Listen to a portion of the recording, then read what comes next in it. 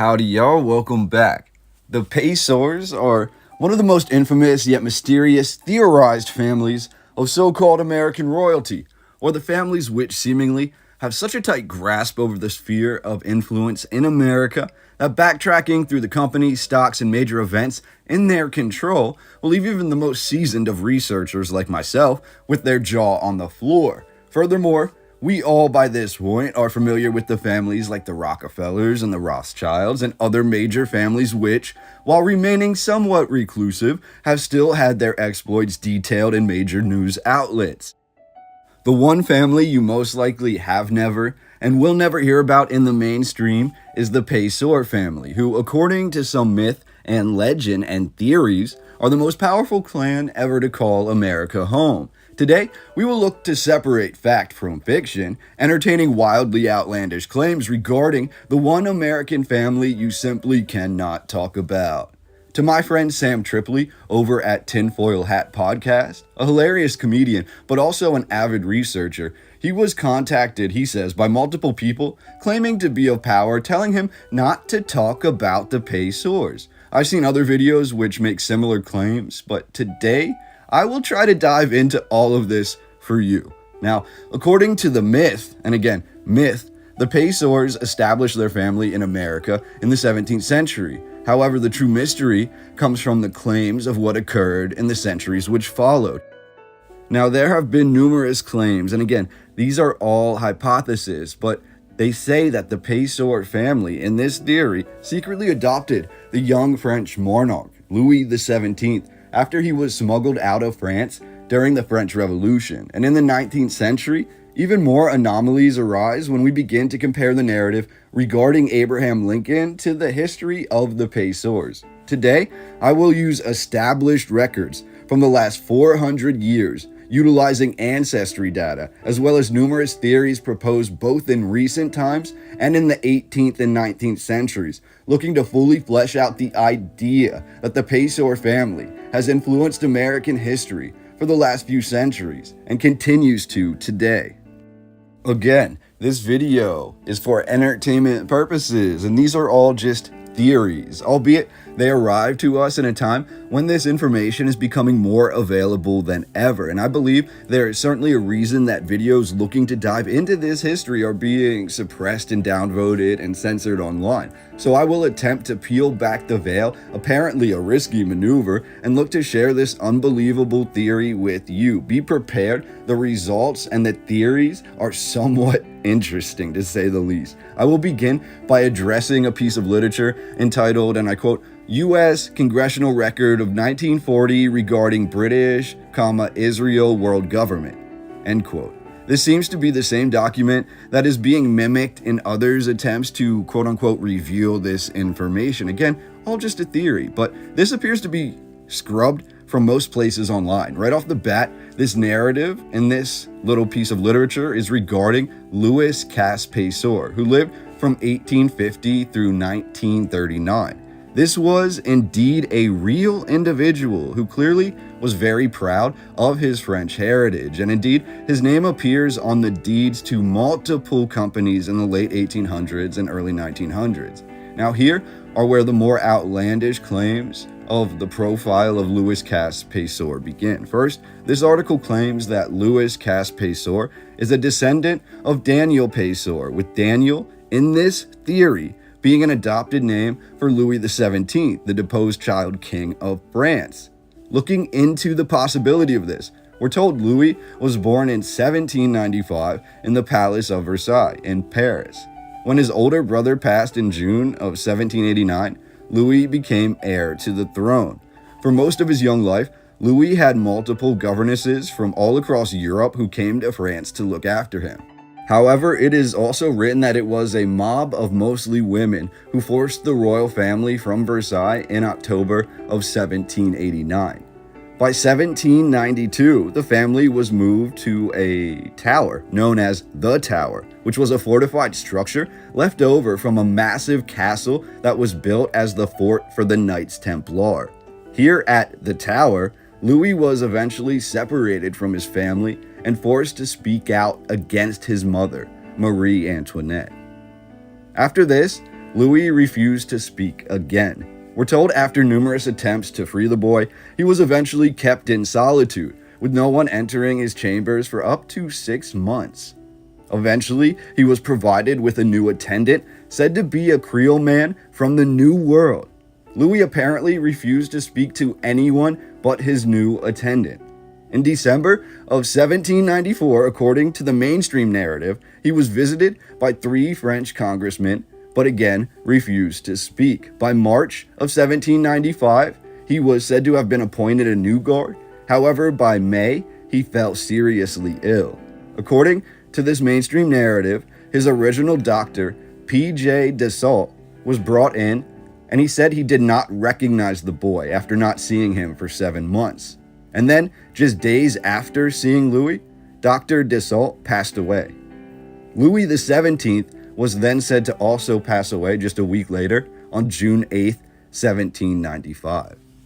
The attending physician who completed the autopsy, Dr. Pelton, claimed the boy passed from something known as King's Evil, a form of tuberculosis, and the prince was buried rather quickly, less than 2 full days later, on June 10, 1795. Since this time period, dozens have come forward claiming to be the escaped heir to the French throne. Tying this back to the main article and the myth or the legend of the Payseurs that's in question, this claims that Louis, under the assumed name of Daniel Payseur, married Susanna Reiser or Kaiser in 1814. Susanna was sister to Sarah Reiser or Kaiser, who was married to John Reed of Reed Gold Mines, who was said to have begun the gold rush into the Carolinas. We're told through these avenues, the former boy king of France in this hypothesis eventually ruled over much of the gold trade in the southern United States. He was said to have used his wealth to purchase holdings in multiple banks, factories related to manufacturing railway parts, fledgling canal companies, and steam-powered engines, including plows, now known as the company International Harvester, as well as manufacturer's Colt to produce the first Gatlings, and was said to have invested in the wagon company which would become Cadillac. We're told under this moniker, Daniel Payseur, he also invested in Eli Whitney, being the secretive driving force to bring the cotton gin to the Carolinas. While we don't find the name Daniel Payseur mentioned directly, it's of note the cotton gin was first brought to use in the Carolinas. After validation of the patent, the government of South Carolina voted $50,000 for the rights for that state, while North Carolina levied a license tax for 5 years, which about $30,000 was realized from. Diving into these claims further, I was shocked to see that the Colt Company, which began in the North but evidently failed there, actually achieved fame from the Colt Walker, which was created for the Mexican-American War. We're told because Colt was nearly bankrupt at the time, he had to produce the Colt Walker at another family's armory. This armory just so happened to be owned and run by Eli Whitney, the same man who invented the cotton gin and was supposedly being backed by the Payseurs. Here, Colt was able to achieve worldwide success. Again, these pieces of the Daniel Payseur narrative are still somewhat fitting together. Now prepare yourself, but the Cadillac Company was founded from the ashes of the Henry Ford Company, Henry Ford's second automobile venture, which he abandoned. We're told in 1902, Ford's financial backers invited to his defunct factories one Henry M. Leland of Leland and Falconer Manufacturing Company. Leland got his start working for leading Swedish manufacturers Brown and Sharp before becoming a lead engineer and precision machinist for the Colt Company. After his work with Colt, Leland was invited to the Henry Ford factories where he convinced the financiers to keep providing automobiles, which would then forth be known as Cadillacs. Again, everything about the seemingly ridiculous Daniel Payseur theory and this narrative seemingly holds up so far. Now, according to this theory, Daniel Payseur and Susanna had 2 sons, Adam and Jonas. Again, we're taking this all as a farce, but still looking to find any truth that we can. We're told Adam lost his life at a young age, leaving Jonas as the sole beneficiary for the Payseur family. Jonas Payseur was said to have furthered the family fortune, investing in or founding the companies of the United Fruit Company, the Mining Equipment Company, Aluminum Company of America, also known as Alcoa, and from these ventures, Jonas Payseur became the leading supplier of both gold and silver for the government. We're told Jonas founded the first meat processing company in America, known as Armour and Company, and proceeded to find hundreds of cattle stockyards across America, which he built along the railway yards. Years before the Civil War, we're told the Payseurs proceeded to purchase as many Southern companies as possible, gathering vast amounts of land in the process. According to this narrative, this myth, Northerners could not keep their businesses afloat or compete with the businesses of the South, and we're told in this theory that was one of the contributing factors to the outbreak of the Civil War. It was, in part, to destroy the Payseurs. What makes this theory even more outlandish is the claim that the Payseur family actually handpicked Abraham Lincoln from their own stock to gain the presidency, which apparently was one of the Payseur stipulations for helping to end the war. The theater that followed was simply that. We're told the Civil War then was nearly every major Southern public record being destroyed or confiscated, as the target of the war was for these properties to eventually be seized by the government, according to this theory. Now, the surviving records in this legend were taken to Bradford, North Carolina, where they were studied, scrutinized, and in some instances entirely rewritten before being returned after the war to their respective cities, if these cities still existed. This is why, again, according to this myth, many ancient American records before the year 1850 appear in the same or very similar handwriting, even across hundreds of miles of southern states. Diving back into the myth of the Payseur family, we're told that Jonas Payseur created the concept of concealing family interests from the government record by using marriages. Thus, the companies would be in father-in-law or sister-in-law's names, for example, then formed into corporations, and Jonas would then hold stock certificate number 1, being a Class A type preferred stock, signifying prime vote and ownership. The names or surnames said to be under the larger Payseur family around the time of the Civil War include Smith, Giles, Moore, Poor, Hawkins, Boone, Basson, Bison, Hudson, Kaiser, Reed, as well as Springs and Bashore. The last two names become very significant as we dive further into this mysterious narrative. Jonas Payseur married Harriet Smith, and their eldest son was Louis Cass Payseur. Louis Cass Payseur is listed as the postmaster of North Carolina from 1877 through 1883, meaning for the better part of this time, he had access to everything that was being mailed.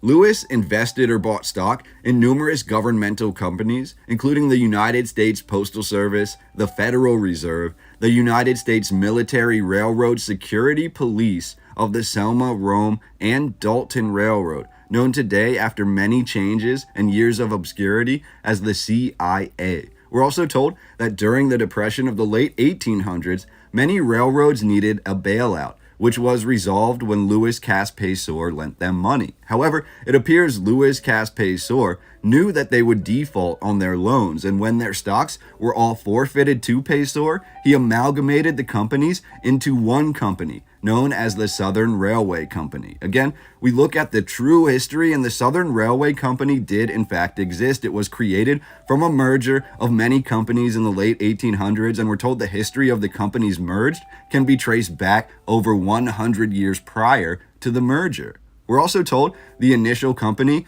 was formed in 1827 with the South Carolina Canal and Railroad Company, which, you guessed it, is right along the same city established as the home for the Payseur narrative. This could all still be true. We're told in this hypothesis, this narrative, this myth, that the Payseur family and the railroads acquired the monopoly for the manufacturing of electrical power, being the first to utilize the electric grid and form electric trolleys. The monopoly for these pipeline companies for water and fuels now eventually formed into Standard Oil or Exxon Oil when it was found out that oil could be more profitable. Exporting and importing of goods and foods was controlled by the Payseurs through their ownership of the canals and railways, as well as lending heavily to the structure of the banking in America. We're told Louis Payseur left no male heirs. At the time of his passing, we have a list entitled, quote, Assets of Louis Payseur, as recorded in book 665, page 20. However, I have yet to figure out what book this is from. Could this be from the 1940 article we mentioned earlier? I do not know, but take everything with a grain of salt. In these assets, which Payseur owned or contributed to, we have nearly every major company in America. I'm going to list them all for you right now. Let's begin. And again, I just remind you that this is all going to be taken with a grain of salt, but these are all the companies that the Payseur family around the turn of the century was said to be involved in. In railroad and related companies, we have the Lancaster and Chester Railroad, the Charlotte, Columbia, and Augusta Railway, the Seaboard Airline Railway, the Chattanooga, Augusta, and Charleston Airline Railway, the Memphis, Charleston Railway, the Port Royal Railway, the Charlotte and Rutherfordton Railway of Lincolnton, the Buffalo, Union, and Carlisle Railway, the Louisville and Nashville Railroad, Nashville and Decatur Railroad, the Great Southern Railroad Line, North and South Alabama Railroad, Mobile and Montgomery Railroad, Georgia Pacific and Louisville, Kentucky Railroad, Pennsylvania Railroad, Mexican Railway, Mexico City, Mexico, Mexican Central Railway, New York Central Railroad, South Pacific Railroad, Missouri Pacific Railroad, Mobile and Ohio Railroad, Charleston, Cincinnati, and Chicago Railroad Company, which somehow is involved with the Federal Reserve, the narrow gauge Camden, Lancaster, Charlotte, all in North Carolina, the Georgia Pacific Railroad Company, the Pullman Company, builders of Pullman cars, which were used on almost all the railways. According to the original author, those are all of the railroad companies which they could find the Payseur name associated with, but railroads are just the beginning. We're now going to look at the banks and related companies associated with the Payseur family, beginning with the Bank of Lancaster, Lancaster, South Carolina, First Bank and Trust Company of Lancaster, South Carolina, the Lancaster Building and Loan Association, the Bank of Heath Springs, the Bank of Charleston, the Bank of Kershaw, Kershaw Mercantile and Banking Company, National Loan and Exchange Bank of Columbia, First National Bank of Camden, National Exchange Bank of Chester, Morgan Guaranty Trust Company of New York, New York Trust Company, the Bank of Richmond, National Loan and Exchange Bank of Camden, Raleigh Savings Bank, American Trust and Savings Bank, Birmingham Trust and Savings Bank, Chase National Bank, Riggs National Bank, Hanover National Bank, Brandywine Bank, South Carolina National Bank, Hamilton National Bank, Jefferson Savings and Loan Association, Bank of South Carolina, Bank of New York, Bank of Macon, Georgia, Pennsylvania National Bank, and finally, Painesville, Ohio Bank.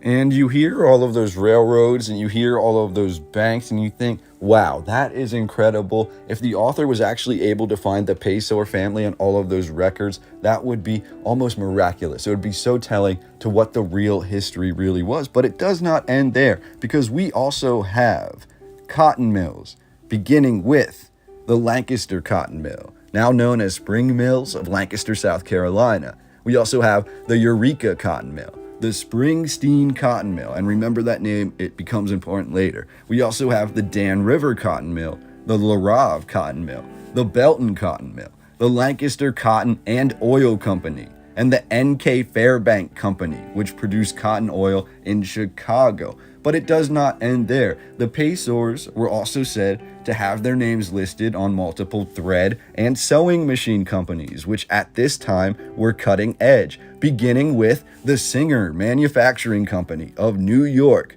the New Home Sewing Machine Company of New York, the Hartford Sewing Machine Company, the Rennington Sewing Machine Company, the Domestic Sewing Machine Company, the Clark's O&T Cotton Thread Company, the Corticelli Silk Thread Company, the Fair and Long Clothers of Charlotte, North Carolina. We also have the J.P. Coates Thread Company, the Willimantic Thread Company, and the Willimantic Linen Company, as well as the Chicago Kenosha Hosiery Company and E.C. Stawn and Company.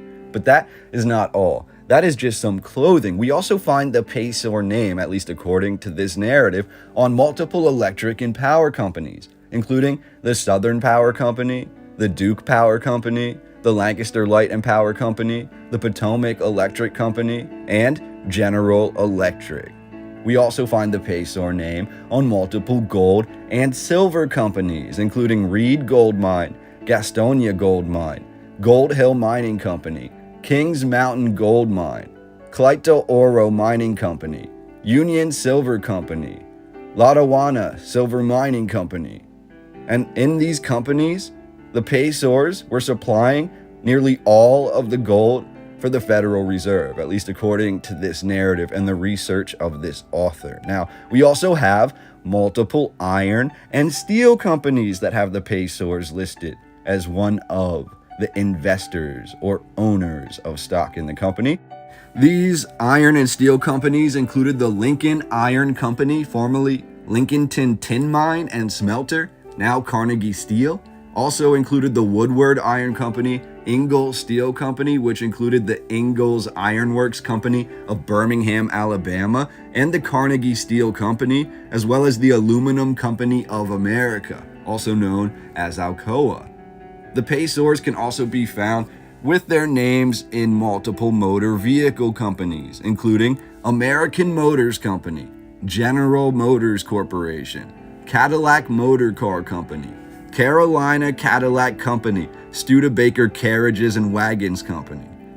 Now, if that is not enough for you, because we're showing that they have, or at least at one point, according to this narrative, to this myth, to this legend, have within their stocks that they own, the options that they own, and of these options, they are some of the earliest stockholders in these companies. We even have insurance companies, including Home Insurance Company of 119 Broadway, New York, from Orneville and Selma, Alabama, allegedly the parent to all insurance companies, as well as Mutual Life Insurance Company of New York, Old American Insurance Company of Kansas City, Williams and Gregory Insurance Company of Lancaster, South Carolina. And then we're looking at tobacco and related companies where we can find the Payseur's name. And we have more companies listed here. Have you ever heard of R.J. Reynolds Tobacco Company, George W. Helm and Company, American Tobacco Company, and Regalia de la Francie Cigar Company? But that is not all, because if you have all of these things in your lifestyle of the industrial age, you might need a watch. And we're told that the Payseurs owned stock in multiple watch companies, including the Elgin National Watch Company, or the National Elgin Watch Company, the Illinois Springfield Watch Company, the American Watch Company, and the Centennial Watch Company, as well as Waterbury Watch Company. But we also have investments by the Payseurs in land and real estate, including Alabama Mineral Land Company of New York, Woodgen Plantation, Botterant Plantation, T.M. Hughes Real Estate Agency, and then we're looking at food and other household goods where you can find the Payseurs as investors, and we're looking at the Gale Bourdon Eagle Milk Company, the Genesee Pure Food Company, General Foods, Heinz Pickle Company, the American Cereal Company, Quaker Oats, the United Fruit Trading Company, Armour and Company, formerly Armour Meatpacking Company, the Lancaster Hardware Company, Mimaw's Department Store, Bibb Stove and Range Company, Swift and Company, the Wilson Spice Company, Cleveland's Baking Powder Company, White Mountain Ice Cream Company, Arbuckle Brothers Coffee Company, King's Buckwheat Flour Company, Lustro Cleaners Company. The Payseur name is also said to be found on the records of the Lincolnton Pharmacy Company, which became Rexall, and the Fleming Brothers Cologne Company, as well as the New Moulin Hay Sachet Colgate and Company, which was a perfumer, as well as the Boll Brothers Manufacturing Company of Harrisburg, the Torrance Apparent Seltzer Water Company, the Celluloid Eyeglass Company, the Steel and Price Manufacturing Company, the Brown's Iron Biters Company, the Richmond Heater Company, the Charles W.S. Banks Furniture Company, the Pelube and Company, the Yvette Magnesia Company, Boston Rubber Shoe Company, Sears, Roebuck and Company, as well as Colt, Standard Oil, Exxon, B.F. Goodrich, and Sherman-Williams Paint. We also have the Fort Mill Manufacturing Company, Catawba Fertilizer Company, Lancaster Manufacturing Company, Western Union Telegraph Company, Ashley Phosphate Fertilizer Company, Steamship British Manhattan, Lancaster Mercantile Company, the Pearl Powder, H.S. Robinson and Company, Walter A. Company, and Knapp and Company of Greater New York. We also have Scott and Bow Manufacturing of New York, Rethanol of New York, J. Lichtenstein and Son of New York, Bimble Brothers Stores of New York, Rochester Photo Presses of Rochester, New York, Newman and Company of Buffalo, I.C. Hood and Company, E.W. Hoyt and Company, Dr. J.C. Bayer and Company, the originators of the Bayer aspirin, Hill and Green Company, Ed V. Price Company, W.B. Clapp Young and Company, Hearst Purnell and Company, the National Twist Drill and Tools Company, the Millheisers Manufacturing Company, Joseph Emanuel and Company, the Silverin Company Oneida Silver, J.P. Stevens and Brothers Paper Mill, the Hamilton Company of Canada, and the Quebec and Company of Spain. So my goal here is to dive into this a little bit further because what I just read to you was a great myth. It was a legend. It was what appears to be a fabrication that has some sort of basis in reality. But I wanted to pull out the reality and find out what we can actually look at and see if this Payseur family was truly this dominating figure of the old world. One thing is for sure, the Payseur family, for whatever reason, even while being named in the Wikipedia pages for some of these specific companies and organizations that I just mentioned, none of the Payseurs have any Wikipedia pages, and it appears more likely that the information about them has actually been scrubbed from most parts of the internet. This is not to say that they didn't exist. We know for a fact that every member of the Payseur family that I mentioned today did in fact exist. We know for multiple centuries the Payseurs resided in the Carolinas. Now, I decided to do a little digging into the verified ancestry of the Payseur family, and what I found was quite remarkable. Let's begin with Daniel Payseur, whose true identity was said in this great theory that we heard to be Louis XVII of France. Now, Daniel Payseur did exist. He lived in Lincoln County, North Carolina, and he passed away in 1861, which just so happened to be the same year as the outbreak of the Civil War. He is buried in Gaston County, North Carolina, under his other known aliases. We have the name Daniel Payseur, an alternate spelling of his name, but that is the spelling that actually appears on his tombstone. But we also have listed under his other known aliases is the moniker of Adopted Daniel. According to court records, Daniel Payseur was adopted. Now, this ancestry also lists his parents or his adopted parents as George Hetzer Payseur II and Hannah Brooks Payseur. The ancestry of George Payseur is also well known. According to records, he was born in Maryland, British colony, in 1764 and lived until 1851, passing and being buried also in Gaston, North Carolina. While no immense biography is given, we're told George Payseur II was also known as George Pasteur or George Bashore, being two different interpretations of his surname. The latter being another name that was used by the Payseurs in the narrative we read earlier, the myth, when purchasing company stocks in the 19th century. Remarkably, we also have information of George Payseur II's father, who was known as Johann George Bashore I. His last name was alternately spelled Payseur, Bezor, Busnar, Boschner, Pasor, or Bashor, and he was born just up the road from me in Lebanon County, Pennsylvania in the year 1720, living for 98 years before passing also in Gaston County, North Carolina in 1818. We even have information about George Payseur, the first father, who was Johann George Payseur Jr., born in June of 1694 in Rhineland, Germany, before immigrating to Leacock Township, Pennsylvania. His father, Johann George Payseur Sr., was also born in Rhineland, Germany, living from 1647 through 1719, passing away in Kingston, New York. Johann Sr.'s father was Hans Albrecht, who was born in 1621 in Zweibrücken, Germany, and lived his entire life there until 1680. The bloodline of the family of the Payseurs seems to begin with Johann Jacob Boschar, who was born in Brettenbach, Germany in 1590.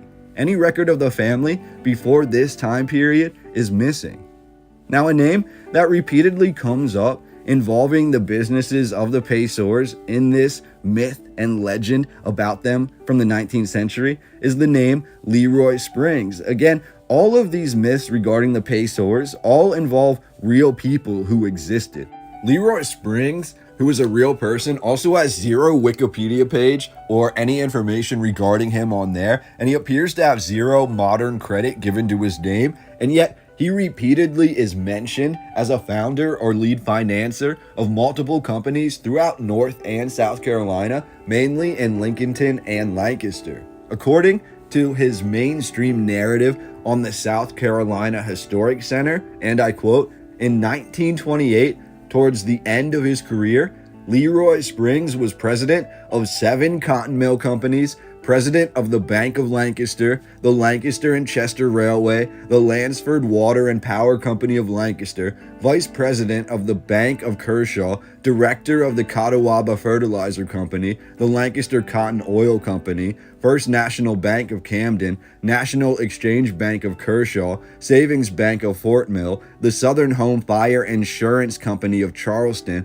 the Prudential Fire Insurance Company of Greenville, trustee of the Mutual Life Insurance Company of New York, and director of the American Trust Company, as well as vice president of the Columbia, South Carolina National Bank. He was a director of the Charleston, Columbia, and Augusta Railway at the time that it merged with the Southern Railway to become the largest in America. He was probably officially connected with more separate corporations than any other businessman in the history of South Carolina." End quote. His businesses even continue to function in some capacity today as the Leroy Springs Company. However, the only Wikipedia page that is dedicated to anything that has to do with him is the page for the Leroy Springs House in Lancaster, South Carolina, which serves as the City Hall of Lancaster and was built in the 1830s before being improved by Leroy later in the 19th century. His second wife, Lena Jones Wade Springs, was the first woman in history to be nominated for the Vice President of the United States, which occurred at the 1924 Democratic Convention. The Wikipedia website makes no direct mention of Leroy Springs, even though countless organizations, companies, and foundations which still exist were founded by him. If you can't tell, there's already something afoot. When you visit the website Payseurs.com, which appears to be a farce or parody, you'll find almost instantaneously available information regarding the cover-up of the Payseurs' history, which is all the more remarkable as this apparent farce website has been functioning for a long time, distributing information that is currently labeled to be myth, legend, or simply untrue. It seems we may be peeling back the veil after all. Now again, this is all conjecture and myth, but it is proposed that Springs of Leroy Springs fame originated as a Jewish family name of Springsteen when they migrated to America in the early 1700s. It says that they were a banking family along the lines of the Rothschilds. Now, this is the theory, the hypothesis from the earlier book. The author goes into detail saying that the Springsteens were brought to install banking into America, and they changed their name to Springs and worked their way into finance beginning in New York before being hired, but some would say recommended to the Payseur family from the Rothschilds. Now, this is where we get into a little bit of the gray area, but the Springs, being from a young age, trained to be the face of the companies, the Payseur family companies. In this capacity, we're told Leroy Springs ran a vast majority of the largest operations for the Payseur family. And in confirmed genealogy, Leroy Springs' father was one man known by A. Springs. Now, this is where it gets really interesting. According to the legend or the theory, which again, this is all unsubstantiated, but Nancy Hanks, prominent member of the McCadden Scottish family and the mother of Abraham Lincoln, when she traveled to Lincolnton, North Carolina to visit her family, this is where she met A. Springs, and his family owned a large estate in that area. Here, according to this legend, they began a love affair, which ended in the birthing of a son. Apparently, this son was destined to be the face of America by the Payseur family. The child was given the name Abraham in reference to the Abrahamic religions, and the last name of Lincoln was given as a tongue-in-cheek reference or symbolism to the location where the child was conceived. In Lincoln's own words, and I quote, "Owing to my father being left an orphan at the age of 6 years in poverty and in a new country, he became a wholly uneducated man, which I suppose is the reason why I know so little of my family history." End quote. Again, we see the plausible deniability at work. Furthermore, seemingly lending a little bit of credence to this myth is that the real historical figure of A. Springs, who is the known father of Leroy Springs, and Leroy being a real figure who was a businessman with ties to the real businessman Jonas Payseur, it only adds fuel to the fire when we learn that A. Springs, in his last will and testament, left his fortune and lands to his children, including a massive tract of land in Alabama, which would become the city of Huntsville, Alabama, which today is the largest city in Alabama. The entirety of Huntsville was left in the will of A. Springs to his son, listed under the name of Abraham Lincoln. The question then becomes, was this the President Abraham Lincoln? And if so, why is he being listed on the will and testament of A. Springs? Further adding to the mystery of Lincoln, in 2010, historians discovered 4 muster rolls, registers of troops in military units, among the possessions of James Reed, a Donner Party pioneer. Remember earlier how the Reeds are tied to the Payseurs? The Illinois businessman Reed was kicked out of the expedition after attacking a fellow traveler, but Reed's wife stayed with the convoy, carrying these papers the whole way to California. Over 100 years later, researchers looking over the rolls noticed Abraham Lincoln's name listed alongside Reed's, as the two men were apparently good friends who served together in the Black Hawk War. Apparently, Lincoln had contemplated traveling with the Donner Party to California, but later changed his mind at the last minute. Finally, the last thing I would like to talk about, even though there are countless other theories discussed within these articles about the hidden history of the Payseur family, we should look at the true origin of Lincoln's ancestry, and further focus should play on the people of Appalachia, specifically a group known as Melungeon. Definitions of who Melungeon people are differs because it is not a specifically defined group. Historians and genealogists have tried to identify surnames of different families that identify as Melungeon, and in 1943, Virginia State Register of Vital Statistics leader Walter Ashby Plecker identified the surnames as Collins, Gibson, Moore, Poor, Goins, Ramsey, Delph, Freeman, Barlow, Bolin, Mullins, and Hawkins. Many of these same surnames that are associated with this group are also associated with the Payseurs. We're told the Melungeons have close ties to the Creole people, the Turks of the Carolinas, which I've never heard of, and the Chester Ridge people, although most of the Melungeons noted their ancestors had resided in the hills of Appalachia for thousands of years. In recent years, it has been argued that there is a possibility, let's call it a theory, that Lincoln has ties to the Melungeon stock, and Abraham Lincoln, by this theory, not only could have been related to the Payseurs on his father's side, but also part of an often criticized and ostracized and written out of history group of early Americans in Appalachia whose history has been erased, but they have African ancestry.